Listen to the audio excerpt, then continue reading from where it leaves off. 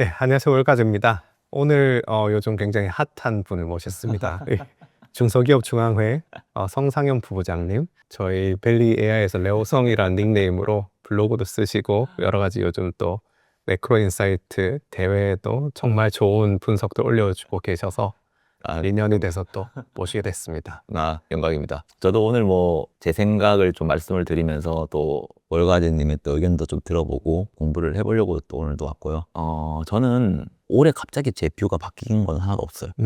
미국 경제가 저는 울퉁불퉁하지만 우상향할 거라는 게 작년 초의 전망이었습니다. 네. 그리고 올해에 대한 생각도 비슷합니다. 그런데 그 변동성은 그 울퉁불퉁이라는 그 변동성 있잖아요. 좀 더 자주 나올 수 있다는 생각을 좀 가지고 있어요.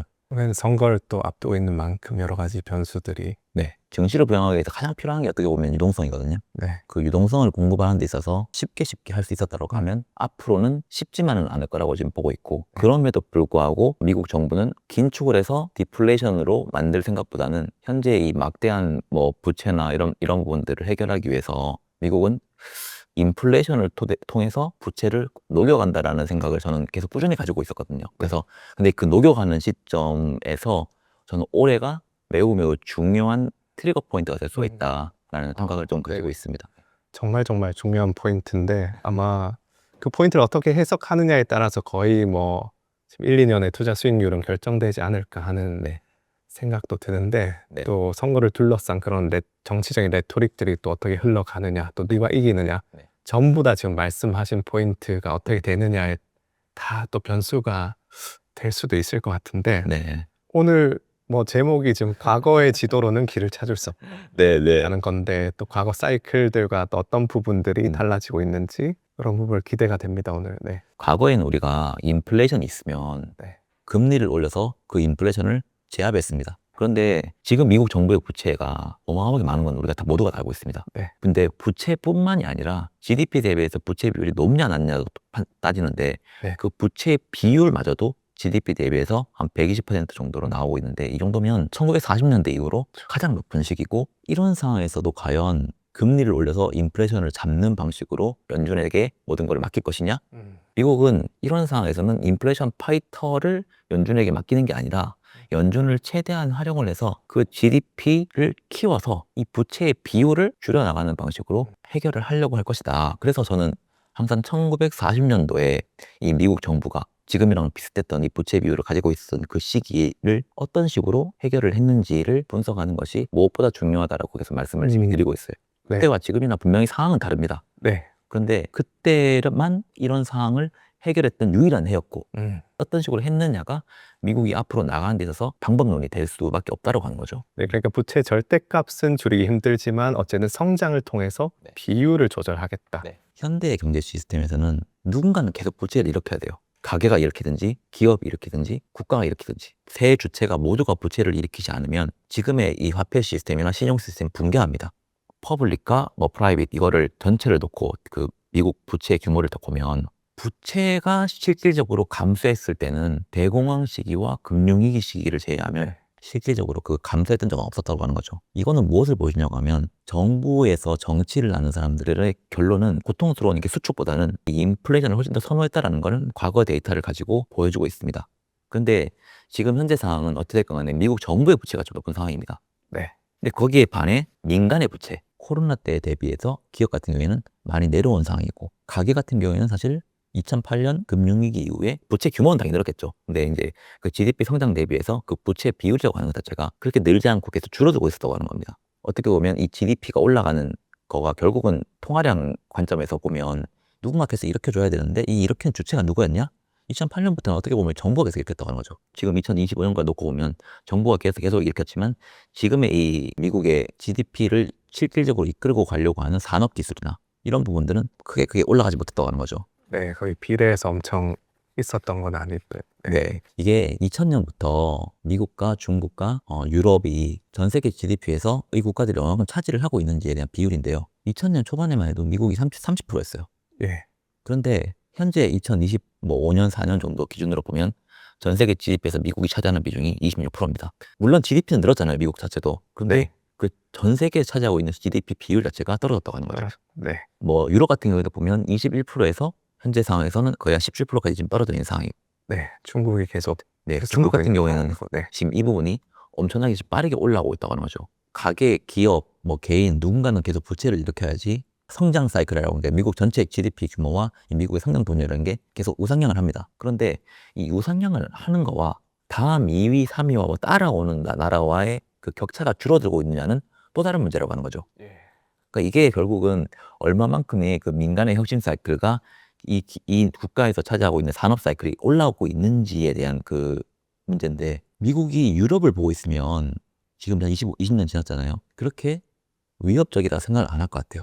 산업 사이클이라고 하는 것 자체가 그렇게까지 매번 이렇게 혁신 사이클로 돌지 않았다고 하는 건데, 중국이라고 하는 나라는 3.6%밖에 차지 안 하고 있던 나라가 결국은 지금 뭐 거의 16%까지 올라왔고, 향후 10년 안에는 충분히 뒤집힐 수 있다라는 생각을 미국 스스로는 깨우쳤다고 생각하고 있어요. 사실 미국은 2008년도부터 당시에 나왔던 게 리쇼어링이라는 개념이었어요. 네, 그동안은 모든 걸 다 외주를 주고 있었던 것들이 이제 우리가 가지고 와서 우리가 스스로 해보자라는 거를 추진을 했지만 그게 쉽게 작동을 안 했습니다. 네, 그렇죠. 그런데 코로나 때 네. 이동이 불가능하고 좀 무역이 환경이- 모든 게 다 단절돼 버렸잖아요. 네. 그렇게 되니까 엄청나게 쉽게 구할 수 있었던 생필품마저도 들어오기 쉽지 않았던 거고, 네, 마스크 같은 부분에서 이제 대란이 일어나고. 네, 대란이 일어났고, 네. 당시에 중고차 가격이 신차보다 높았습니다. 신차를 미국 내에서 제조할 수 있는 능력 자체가 없었다고 하는 거죠. 네, 그래서 뭐 미국은 그때 당시에 해결 방법으로 어마어마한 돈을 쫙 풀어버렸죠. 그거를 개인들의 지갑에 꽂아주고 어떻게 보면 코로나를 가장 단기간에 해결했습니다. 미국은 이때 다 느꼈던 것 같아요. 우리가 이번에 겪었던 게 앞으로는 또 느낄 수 있고, 이번에는 코로나 때문에 이게 단절이 됐지만 그동안 쉽게 공급을 해올 수 있었던 국가에서 그 나라의 뭐 의지에 의해서 끊겨버린다면 과연 우리가 지금의 누릴 수 있는 걸 해결할 수 있을까? 저는 생필품도 생필품이지만 어떤 산업을 만들 때나 전쟁을 할 때나 자체적인 뭐 제조 능력이 없다고 하면 이 산업 패권은 언제든지 넘어갈 수 있다고 생각을 하고 있고, 그래서 당시에 나왔던 게, 저는 바이든 정부 때 나왔던 게 칩스법이라고 하는 걸로 보고 있고, 이 칩스법이라고 하는 거는 국가가 이제 산업을 우리가 키워야겠다, 집중적으로 무엇을 키워야 될지는 우리가 찍어줄게. 당시 그래서 과학기술이나 뭐 반도체나 이런 쪽으로 해서 정부 스스로가 이거를 키워나가겠다라고 해서, 저는 어떻게 보면 2020년부터 코로나를 보고 난 이후로 사실 바이든 정부 때부터 국가 자본주의라고 하는 거는 이미 시작이 됐고, 트럼프는 이제 그걸 오피셜하게 더 말을 하면서 부스팅해서 나가고 있는 걸로 생각을 하고 있습니다. 네, 마침 그 시기, 코비드 이후 시기에 또 중국이 굉장히 스스로 이제 조금 소강되고 되겠다는 어떤 부분을 네. 이전엔 좀 숨기고 있다가 이제는 완전히 드러내게 되면서 그런 부분도 좀 맞물렸지 않나 싶은데요. 네. 네.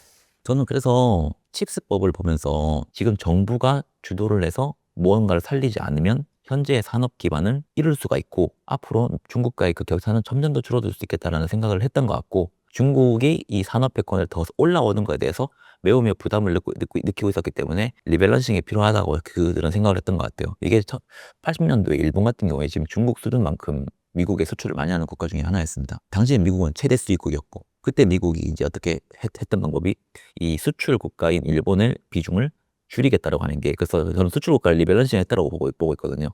근데 이게 가능한 이유가 당시에 미국이 힘이 제일 셌고 최대 수입국이었고, 그래서 당시에 이제 우리나라랑 뭐 중국, 대만 이런 나라들이 부상하기 시작했습니다. 그런 부분들이. 저는 만약에 이번에 일본처럼 미국이 리밸런싱에 성공할 수 있도록 하면 중국이 그동안 했던 그 수출 그 비중들이 어느 다른 국가에는 충분히 갈 수 있다는 생각을 하고 있고, 그 핵심이 80년대는 반도체였지만 이번에는 그게 AI이지 않을까라고 생각을 하고 있고, 그래서 지금 이 AI를 할 수 있는 국가들이 주가도 지금 많이 올라오고 EPS 그로서 지금 많이 빨리 올라오고 있잖아요. 이런 것들이 빨리 선반영하고 있는 게 아닌가 지금 생각을 하고 있습니다. 결국은 산업 패권과 금융 패권이거든요. 금융 패권에 대한 위기의식도 전 미국은 느끼고 있다고 보고 있습니다. 이거는 사람마다 생각이 다를 수 있어요. 근데 그 트래핑 딜레마 우리가 이야기를 많이 합니다. 기초통화인 나라들은 어쩔 수 없이 그 전 세계가 그 통화를 쓰게 하도록 하기 위해서는 풀어줘야 됩니다. 네. 좋다고 풀어줄 수 없잖아요. 그렇죠. 그러니까 결국은- 적자가 발생하는 거. 네. 네. 결국은 수출을 많이 하는 국가에게 줄 수밖에 없고, 그런 국가들은 결국은 무역 흑자국이 되는 거죠, 미국에서. 네. 저는 이 트래핑 딜레마가 언제 워킹을 안 하냐. 무역 흑자를 낸 국가들이 이 돈을 가지고 다시 미국 국가가 정부한 채권으로 이걸 다시 발행하는 데 있어서 돈이 들어올 수 있다라고만 하면, 이게 평생 무한대 가능하다고 하면, 미국은 무역 적자를 계속 내도 자본 수지 흑자를 계속 끌어올 수 있다고만 하면 그렇죠. 그거에 대해서 그렇게 위협을 안 느낄 것 같아요. 네. 일본은 그렇게 해줌으로써 계속 이제 유지가 네. 됐었는데, 네. 근데 지금 무역 흑자를 내고 있는 중국이라는 국가 자체가 지금 그렇게 안 하고 있다는 거를 미국은 알고 있었고, 중국뿐만 아닐 수 있다는 생각을 할 것 같아요. 자본 수지 흑자 측면에서 미국은 어찌됐거나 미국채를 외국인들이 얼마큼 많이 보유를 하고 있는지 이렇게 체크를 할 텐데 이 표를 보면 회색 표가 미국채를 보유를 하고 있는 외국인 보유 비중이고 녹색 선이 달러가 지금 결제되고 있는 비중입니다. 이게 2005년부터 그래프인데 계속 밑으로 떨어지고 있어요. 달러를 지금 결제를 안 한다고 하는 거면 이게 기축통화에 대한 그 부분들이 위협을 느끼고 있다라는 위기의식을 그래서 저는 그 강하게 느끼고 있다고 보고 있고 그리고 자본 수지 적자로 지금 안 들어오는 수준인데 이게 점점 더 밑으로 우하향하면 산업패권뿐만이 아니라 금융패권 쪽에서도 현재 지금 누리고 있는 거를 못 누리고 있겠다라는 생각을 강하게 느낀다고 생각을 하고 있어요. 그래서 이 부분들을 어떻게 해결을 할까? 그리고 요새 뭐 그린란드 문제 때문에 유럽이 또 국채를 팔겠다 이렇게 나오고 네. 지난번에도 일본도 뭐 약간 미국 국채를 팔겠다는 식으로 약간은 그 무역 협상 때 네. 카드로 쓰고 네. 그렇게 국채를 가지고 있는 우방국들이 또 그걸 레버리지 하면서 네. 그런 부분에서 좀 위기의식을 느끼는 게 아닐까 맞아요. 네. 싶기도 합니다. 이게 왜 네. 이렇게 말로 이렇게 팔 수 있다, 팔 수 있다 하는 것 자체가 위협을 하는 거잖아요. 그런 것 자체가 힘이 약해졌다라는 그렇죠. 의미입니다. 그럼 과거 역사에서 결국은 산업패권이 약해지고 금융패권이 약해진 패권 국가들이 다시 이거를 성장 동력을 일으켜서 할 수 있었을까? 지금까지는 없었던 것 같아요, 별로. 뭐 네덜란드도 그랬고, 뭐 영국도 그랬고, 결국은 올라오는 국가는 내려가는 국가는 올라가는 국가를 이길 수 없습니다. 미국 정부도 사실 해법이라고 하는 게 있었으면 저는 뭐 2020년이든 2010년이든 다 했었을 거라고 봅니다.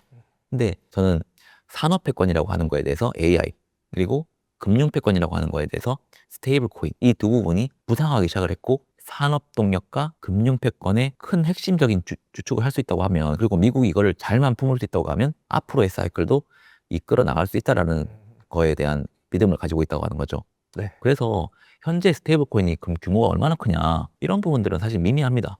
근데 뭐 여가님도 아시겠지만 1970년대 닉슨이 금태환을 그때 폐지시켜버렸잖아요. 네. 근데 저는 그때 페트롤 달러 체제가 유지되지 않았으면 그때 당시에 미국이 지금까지 이렇게 강대국을 유지할 수 있었을까? 절대 네. 안 되겠죠. 저는 아니라고 봐요. 네. 그때 당시에 그게 있었기 때문에 지금의 이 미국이 50년 동안 이끌고 올 수 있었던 동력이 됐고, 근데 지금은 그 페트롤 달러 체제보다는 스테이블 코인으로 이제 넘어가면서 현재 미국이 금융 패권의 동력이 원래 지금 없었는데 이 스테이블 코인을 실물 시장으로 잘만 끌어올 수 있다고 하면 앞으로 50년은 뻗어나올 수 있다는 생각을 좀 가지고 있다고 하는 거죠. 네, 어찌 보면 이제 페트롤 달러 체제는 70년대 당시 이제 원유를 달러로 결제하게 함으로써 달러가 사용되고 그런 수요를 또 만들어냄으로써 또 공급을 더할 수 있는 그런 기반을 만들었는데 또 스테이블 코인을 통해서 사실 요거를 또 한 번 더 확장할 수 있다. 스테이블 코인 같은 경우에는 어떻게 보면은 다른 국가의 화폐 파일을 또 뺏어 온다 내 생각이 좀 들기는 하거든요. 다른 국가의 파이를 뺏을 뿐만 아니라 네, 네. 미국 은행들의 외금까지도 뺏어올 수 있는 그 네. 매우 좀 저는 파괴력이 있는 걸로 보고 있는, 그래서 지니어스 액트부터 해서 클래리티 법안 이런 법안들 있잖아요. 이런 것들이 어떻게 제도화 되느냐에 따라서 달러 패권을 어떻게 이끌고 가는지에 대해서 완전 방향성이 달라질 것 같아요. 지금 현재 가상화폐 시장에서 스테이블 코인이 쓰고 있는 거는 달러 스테이블 코인이 99%를 쓰고 있습니다. 지금 현재 달러 스테이블 코인이 이 스테이블 코인 패권을 지금 잡고 있는 상황에서 실물 시장으로 끌고 올 수 있다고 하고, 만약에 그 비중을 유지할 수 있다고 하면 아까 전에 그 달러 결제 비중 있잖아요. 그 비중이 뭐 낮은 부분은 아니지만 엄청나게 그 빨리 올라올 수 있다는 생각을 저는 가지고 있습니다. 네. 이게 그냥 그거예요. 1940년도에는 어떤 식으로 그러면 이 부채의 비율을 해결을 했을까? 주황색이랑 파란색이 있는데 주황색 선이 뭐냐고 하면 GDP 대비해서 민간 부채 비율입니다. 이게 1920년부터 뭐 2020년대까지의 그래프인데 파란색 선이 GDP 대비해서 정부 부채의 비율입니다. 1940년도 언제냐면 저 파란색 선 있잖아요. 파란색 선이 제일 굴뚝서에 있었을 때. 저때 정부 부채 비율이 엄청나게 높았습니다. 저때가 보면 100%를 넘어갔을 때였고, 지금 선 보면 거의 비슷한 수준까지 올라왔잖아요. 한 번도 미국 정치인들이나 미국 정부나 전 세계 국가 마찬가지입니다. 긴축을 해서 부채 규모를 줄여서 어떻게 해결을 하려고 했던 정부는 단 하나는 없었습니다. 저 선이 내려왔다고 하는 거면 GDP를 키웠다고 하는 거예요. 네.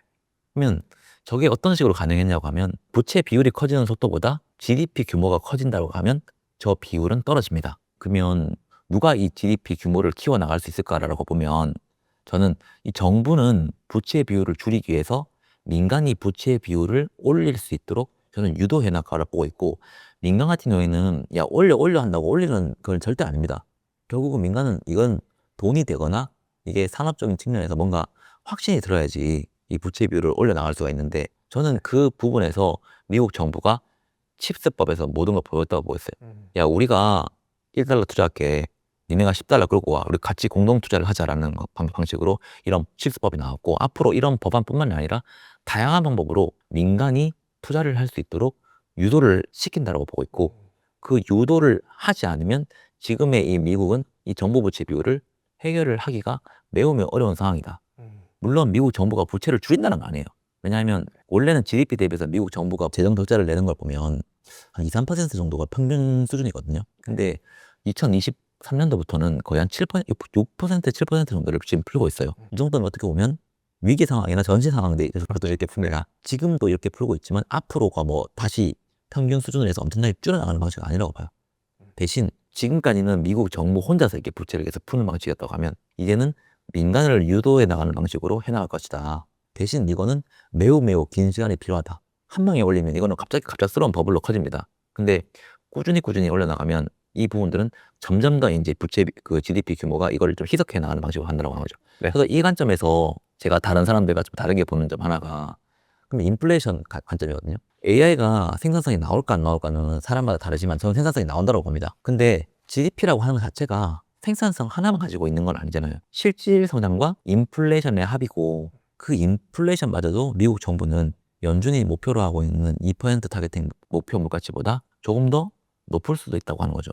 이게 결국은 복리 효과의 개념인데 1%포인트만 더 높은 수준의 인플레이션이 감내 가능하다고 하면 이 부분들은 쌓이다 보면 훨씬 더 GDP 규모에 영향을 크게 미칠 수가 있거든요. 그렇죠. 네. 그래서 단순하게 인플레이션만 올리는 방식이 아니라 생산성과 인플레이션이 같이 올라가는 방향을 얘들은 지금 만들려고 하고 있고 이게 실패한다고 가면 우리가 1970년대 같은 그런 사이클로 갈 수도 있습니다. 그냥 생산성이 안 나오는 상태에서 이 돈만 이렇게 막 풀어가지고 가는 방식은 결국은 화폐 인플레이션에 빠질 수밖에 없거든요. 네, 결국은 생산성이 초점인데 이제 이번에 연준 의장 후보로 거론되고 있는 네. 그 워시 같은 경우에는 양적 완화에 굉장히 반대해서 과거에 사임했던 이유가 어쨌든 이런 식으로 연준이 개입해서 유동성을 너무 풀면은 이게 굉장히 비효율적인 섹터로 가서 이제 뭐 좀비 기업들이 계속 연명한다든지 네. 그렇게 되는데 만약에 지금 풀고 있는 그런 유동성도 그런 섹터로 흘러가게 되면은 뭐 사실 미국은 패권을 잃은 게 아닌가. 그렇죠. 근데 지금 상황에서는 너무나 명확하게 AI가 다음 그거일 것 같아서 네. 뭐 칩스법이나 이런 부분들을 뭐 총동원해서 그쪽으로 쏟아붓고 있다. 네, 뭐 그렇게.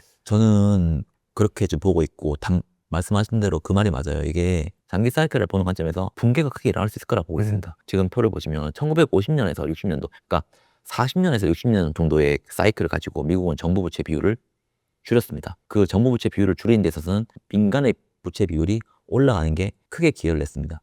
당시에 민간이 만들어냈던 게 우리가 다 알고 있는 뭐 고속도로부터 해서 뭐 제트기, 핵무기 그때 다 나왔습니다.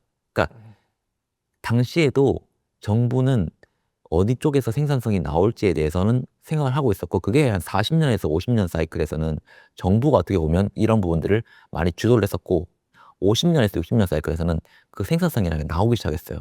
점선이랑 실선이 있는데 실선이 그거예요. 노동 생산성. 그리고 네. 점선이 GDP 디플레이터라고 해서 실질 GDP분의 명목 GDP를 계산한 건데 전방위적인 물가 상승이 어떻게 움직이고 있는지를 좀 보여주는 지표인데 50년에서 60년 사이에 인간이 그렇게 부채를 일으키는데도 불구하고 생산성이 그 인플레이션을 통제하는 수준으로 유지가 됐다고 하는 거죠. 사실 이게 어떻게 보면 잠재 성장률 자체가 높았다고 하는 거거든요. 우리가 지금 연준이 2% 목표 물가치를 지금 타겟팅하고 있는 것 자체가 잠재 성장률을 어느 정도 수준에 지금 보고 있느냐가 들어가 있기 때문에 야, 이 정도 물가까지는 우리가 낮춰야 인플레이션이 관리가 되고 있다라는 거를 이제 실종 분석이라고 해야 되나? 이게 저는 2%가 뭐 이게 뭐 정답 이런 건 아니라고 보거든요. 네. 근데 만약에 전 세계가 지금 돈을 쏟아붓고 있는 이 AI 자체가 잠재 성장률을 1%포인트라고 더 올려줄 수 있는 산업이라고 말하면 지금의 이 목표 물가치 2%가 과연 적정한 수준인가? 그렇게까지 낮추기 위해서 긴축적으로 가야 되는 걸까라는 관점에서 연준은 그렇게 볼 수 있지만 정부는 그렇게 볼 수 있지 않을 수 있다고 보는 거죠. 결국은 이거는 시차의 차이기 때문에 그리고 생산성은 항상 후행해서 나오기 때문에 결국은 이 생산성이 언제 나오느냐가 관건이거든요. 지금 정부의 생각은 생산성이 지금 나오지 않은 상황이기 때문에 이거를 우리는 시간을 벌어줘야 된다. 그렇기 때문에 일정 수준의 인플레이션도 우리는 용인할 수 있어야 되고 만약에 인플레이션 때문에 연준이 긴축을 한다고 해도 우리가 유동성을 공급을 해서 이 시장을 붕괴시키면 안 된다.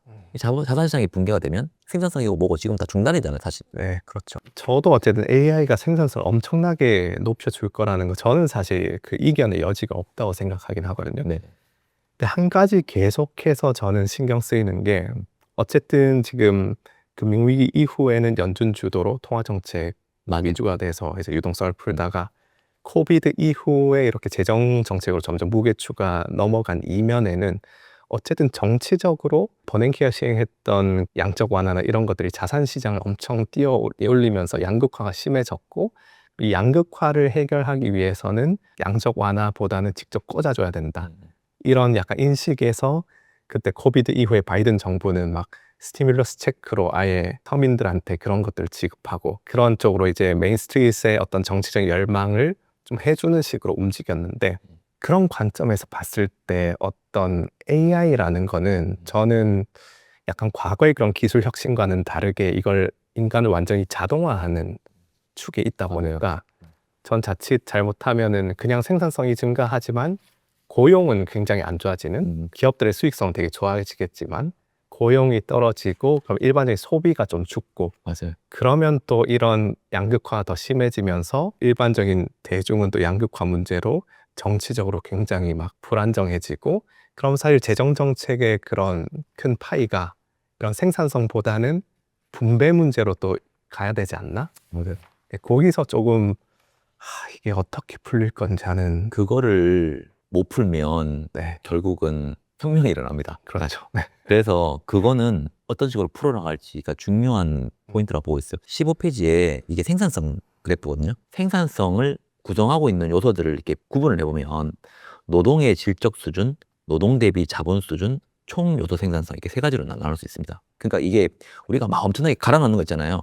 그 갈아넣는 게 결국 노동의 질적 수준 파란색 선이 보여. 네. 그리고 노동 대비 자본에 자본을 막 투입하는 거. 그래서 생산성이 나오는 거. 그리고 이거 두 개 나타나지 않는 혁신 사이클로 도는 거. 과거 닷컴 버블을 가지고 지금 AI 사이클을 놓고 본다고 하면 이 AI 투자를 하기 위해서 자본의 기여도가 생산성을 올리는 데서 엄청나게 많이 들어갑니다, 돈이. 이게 들어가다 보면 어느 순간에는 노동의 기여도 있잖아요, 노동 기여도. 이 부분이 둔화되는 게 아까 지금 한스님 말씀하시는 그 부분이에요. 결국 사람이 필요 없어집니다. 이게 잘린다고 하는 거죠. 네네네. 그 다음 총요소 생산성, 이 혁신, 이 부분이 확 반등하면서 와 이제 사람이 없어도 이렇게 싸게 할 수 있고, 이게 우리가 그때 98년도에서 99년도에 봤던 사이클 보면 98년도가 주가가 엄청 올랐거든요. 네. 근데 99년도에 나스닥이 한 80%가 더 올라버렸습니다. 네. 근데 그때 보면 이 총요소 생산성 혁신이라고 하는 게 팍 올라오면 사람들이 이제 자산시장에서 버블이 팍 일어났다고 하는 거죠. 네. PC부터 인터넷까지 해서. 네. 이번을 놓고 보면 저는 비슷한 흐름이 갈 거라고 봐요. 근데 어쨌건에 그 다음번에 어떤 식으로 해결을 할까라는 관점인데, 99년에서 2000년 사이에서 어떤 식으로 미국이 이거를 했냐고 하면 이거는 어느 레포트나 이런 데서는 거의 안 나오는 건데 저는 이거를 좀 매우 중요한 포인트라고 보고 있는데, 99년도부터 미국이 재정 흑자 기조로 돌렸습니다. 정부 재정 흑자. 정부 재정 흑자로 돌렸다고 하는 거면 결국은 이 사이클 자체에서 이제 더 이상은 자본 투자보다는 돈을 걷어야겠다는 생각을 더 한다고 하는 거죠. 미국 입장에서 달러라는 기축통화는 정부라는 양동이, 그리고 민간이라는 양동이, 그리고 미국 외에 무역 흑자를 내고 있는 해외라는 양동이 세 군데서 달러를 늘고 있다고 봅니다. 결국은 미국 정부가 계속 재정 적자를 내고 있다고 하는 거면 민간이라는 양동에서 어느 부분에서는 흑자를 받고 있다고 하는 거고, 그렇죠. 네. 아니면 다른 나라가 받고 있다고 합니다. 해외의 다른 나라들이. 근데 흑자 기조로 돌렸다? 그럼 정부는 좋죠, 당연히. 왜냐하면 그 부채를 갚는다라고 하는 게 그거잖아요. 네. 그런데 흑자 기조로 돌렸다고 하는 거면 민간이라는 양동이 또는 해외라는 양동에서 달러를 흡수해 간다는 개념입니다. 가져간다는 개념입니다. 저는 우리나라 IMF가 왜 왔냐? 왜 왔을까요? 우리나라가 막 너무 방만하게 경영을 해서? 그건 아니라고 봅니다. 그냥 미국이 달러를 걷어갔기 때문에 저는 낫다고 봅니다. 그렇죠. 네. 원래는 그냥 계속해서 단기 조달해서 빌려줬는데 갑자기 안 빌려준다고 하는 거예요. 그게 뻥 터져버리는 거잖아요. 우리나라의 문제, 기업의 문제가 아니라 자본시장에서 그 조달할 수 있는 그 자금을 갑자기 빌려주던 걸 갚으라고 하니까 원화로 갚을 수는 없잖아요, 그거를. 그렇죠. 그래서 저는 터졌다고 보고 있고, 닷컴 버블이 왜 꺼졌냐? 저는 그 비슷하다고 보고 있어요. 기업의 실적이 그때 당시에 없었잖아요. 그럼 결국은 네. 이게 계속 이쪽으로 인프라를 깔기 위해서 계속 투자를 하고 있는 거고, 그 투자의 주체가 누구였냐? 정부의 적자가 그 투자의 주체의 핵심이었다 보고 있는 거죠. 근데 그걸 걷어갔다고 하는 거면 처음에는 가장 약한 해외부터 고리가 터졌고, 그 다음은 실적이 없는 기업들 터지면서 닷컴볼이 꺼졌다는 입장입니다. 근데 그걸 가지고 결국은 양극화를 해결하려고 했다라는 저는 입장이에요. 너무 많이 양극화가 심해지는 상황이니까. 네. 근데 정치적인 입장에서 두 가지 방법이 있어요. 이렇게 걷어서 주는 방식으로. 지금부터 약간 내 피셜이에요. 근데 네. 정치 칼럼을 많이 보면 이것보다 훨씬 좋은 방법이 있다. 이거는 일정 부분 뭐 받을 수 있고 안 받을 수 있다 보지만 저는 이 방법으로 갈 거라고 봅니다. 이게 어떤 방법이냐고 하면 돈을 더 많이 벌게 해주면 된다. 그러니까 예를 들어서 이거예요. 원래 100만 원 받는 사람이 있어요. 100억 가지고 있는 사람이 있습니다. 너 자산 2배, 너 월급 2배로 올려줄게. 그러면 이 사람은 200억이 되고 이 사람은 200만 원이 됩니다. 아, 그렇죠. 근데 100만 원 받던 사람이 101만 원, 102만 원 이런 거는 간의 기별이 나오는데 200만 원이 되면 예를 들어서 불만이 약해진다고 하는 거죠. 그렇죠. 이게 어느 수준이 그러면 불만이 없어지는 수준이냐? 그게 명목 성장률 기준으로 7%입니다. 이거는 뭐 실증적인 분석은 아니고 정치를 하는 사람들은 과거에 7%의 국가가 성장하는 시대에서는 인플레가 있어도 네, 뭐- 일정 부분 양극화를 가져간다. 네. 진짜 자산을 가진 사람들은 2배씩 가치 늘어나는 게 아니라 엄청나게 전 양극화 쏠린다고 봅니다. 왜냐하면 1570년대 이후에 그 인플레이션을 경험하고 난 뒤에 미국의 중간층이 사라졌어요, 사실. 모든 자산이 다 자산으로 가버렸잖아요. 지금 코로나 이후에 더 많이 약화되고 있어요. 노동소득으로는 이제 못 따라가는 거죠. 그래서 사람들이 지금 미치겠는 거잖아요. 그러니까 어찌됐건 국가의 성장률 자체를 7% 정도로 올리는데 인플레와 실질 성장으로 이렇게 올려준다라고만 하면 이 부분에서 좀 많이 사라진다라고 보고 있고, 근데 단순하게 다 잘려버리면 이거는 또 말이 달라지는 개념이긴 하잖아요. 그래서 이런 부분들에 대해서는 저는 기본소득 방향으로 갈 거라고 봅니다. 이게 7% 물가 성장이 나오면 그 부분을 가지고 기본소득으로 충분히 갈 수가 있는, 그게 일론 머스크가 이야기하는 것도 약간 그런 방면이 조금 있잖아요. 나중에는 다 일할 필요가 없습니다. 또 로봇이 일합니다. 그래서 사람들 자본소득을 벌 수 있는 방향으로 해서 그 사람들의 생계를 유지하는 방향으로 이게 좀 재편되지 않을까라고 좀 보고 있고, 결국 노동소득은 점점 종말로 가고 다들 이제 자본소득과 기본소득제 하에 그 방향을 네. 지금의 판을 짜는 사람들에서 보고 있는 것 같아요. 그게 아니라고 하면 지금의 이런 양극화는 막아야 되는데, 그렇게 하려고 하면 지금의 이 모든 개발을 멈춰야 됩니다. 그렇죠. 네. 근데 지금의 이 개발을 미국이 멈출 수 있을까요? 힘들겠죠. 저는 미국이 네. 멈출 수 없다고 봅니다. 왜냐하면 미국이 압도적인 일이면 멈춘다고 봐요. 네. 근데 다른 나라들은 멈추지 않고 있는데 미국 혼자 네. 멈춘다? 저는 안 된다고 보고 있고, 명목 성장률을 늘려가지고 성장하면서. 니네가 좀 더 잘 살게 해줄게. 그리고 그렇죠. 네. 지금 벌고 있는 거 일정 부분 소득으로 보존해줄게 라는 방식으로 가지 않을까라고 보고 있어서, 네. 벨리 AI를 가입하는 사람들이 우리 당연하게 주식자 된 거를 공부하려고 하는 거는 있겠지만, 네. 저는 자본소득의 중요성, 과거에는 우리가 직장만 들어가면 모든 게 해결되는 시대였다고 하면 앞으로는 아닐 수 있다라는 생각을 저는 한다라고 하는 거죠. 그럼 결국은 투자를 잘 해야 되는데, 재테크를 잘 해야 되는데, 이거는 본인 스스로 노력하지 않으면 쉽지 않거든요. 네. 그리고 하루아침에 되는 건 절대 아니거든. 누가 알려주지도 않습니다. 하루님 알려줄지 모르겠지만, 그래서 이쪽으로도 많이 공부를 해야 되고 정말 빨리 돌아갈 것 같거든요.